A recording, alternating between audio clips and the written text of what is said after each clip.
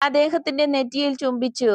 എന്നിട്ട് ഈശോ പറഞ്ഞു, ഹൃദയങ്ങളെ ശുദ്ധീകരിക്കുന്നത് സംബന്ധിച്ച് ഒരു ദൈവിക രഹസ്യമാണ് നീ ഇപ്പോൾ വെളിപ്പെടുത്തിയത്. നീതിയുള്ള ആത്മാക്കളിലേക്ക് ദൈവം സ്വയമേവ പ്രവഹിക്കുന്നു. ആത്മാക്കൾ ദൈവസ്നേഹത്തിന് കൂടുതലായി സ്നേഹിക്കുകയും ആ സ്നേഹം വർദ്ധിക്കുകയും ചെയ്യുന്നതനുസരിച്ച് അവയുടെ പരിശുദ്ധി അധികമധികം വർദ്ധിക്കുകയും ചെയ്യും. ദൈവത്തെയും ആത്മാക്കളെയും സംബന്ധിച്ച നിഗൂഢവും അനിർവചനീയവുമായ പ്രവർത്തനമാണത്.